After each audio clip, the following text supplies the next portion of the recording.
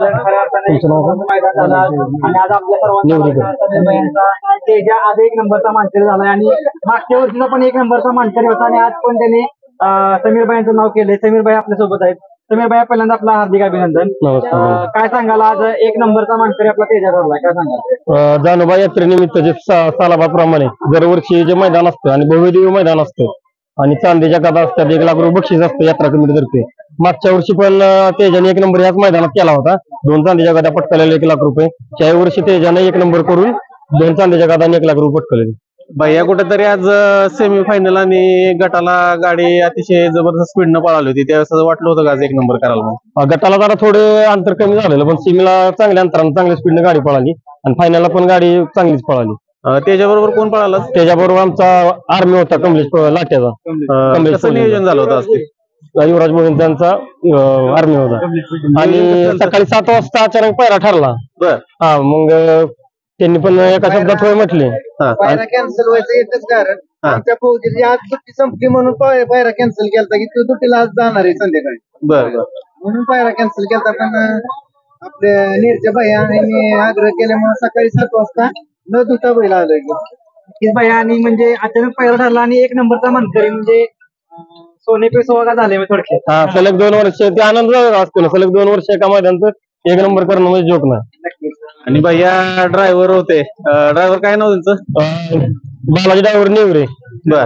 जबरदस्त गाडी पळवली त्यांनी पण आज. काय सांगाल त्यांची? चांगली म्हणजे उत्कृष्ट गाडी पळवली. गटाला पप्पू ड्रायव्हरने आणली आणि सेमीला फायनलला बालाजी ड्रायव्हरने गाडी आणली. खूप सुंदर गाडी आणली बालाजी ड्रायव्हरने. दोन्ही बैलांचं जजमेंट घेऊन गाडी फुल स्पीडनं मारली. नक्कीच भैया.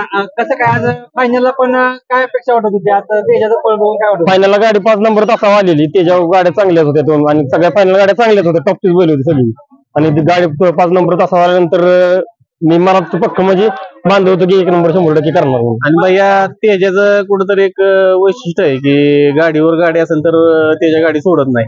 हा, गाडीवर जास्त पोहतो बैल. गाडी त्याला जर शेजारची घासायला लागली तर आणखीनच डबल स्पीड लावून पोहतो. आता तुम्ही बघितलं गाडी कशी पोहतो. बरोबर आहे.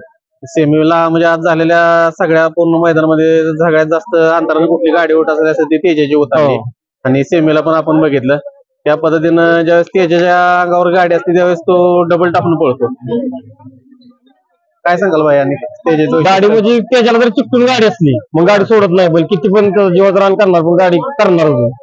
तेजाला म्हणजे तुम्ही कधीतरी असं काढताय म्हणजे बाहेर मैदानात सारखं बोलतोय? कसं आहे, उष्णता हिट आहे, ऊन आहे, ती मुख्य जनावर त्याला काय सांगता येत नाही, बोलता येत नाही. पण आपण पण थोडा विचार केला पाहिजे मुख्य जनावराचा. त्यामुळे आम्ही 15 दिवसातनं महिन्यातून 3 ते 4 मैदान करतो. असे रोज रोज बैल नाही पळत.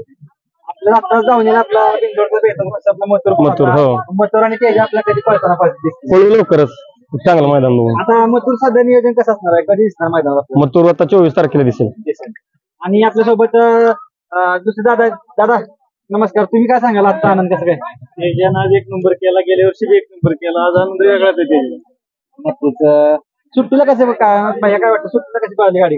काय सुट्टीला बैल दोन्ही पण शांत होते. आर्मी पण मांडा शांत आहे, त्याच्या पण मांडा शांत आहे. गाडी तळात नसतं काढून येतो. 3 फेर गाडी तळातून झालेली. ड्रायव्हर पण आहे. ड्रायव्हर तुमचं नाव काय म्हटलं? बालाजी ड्रायव्हर नेवरे. कशी पळाली आज गाडी? 1 नंबर. 1 नंबर पळाली. सेमीला सेमीला आणि फायनलला कशी पळाली? पप्पू ड्रायव्हरने आणला होता. बरोबर. नक्कीच भैया. नक्कीच तेजा नक्कीच पुढे नाव करा तुमचंही. तुम्हाला शुभेच्छा.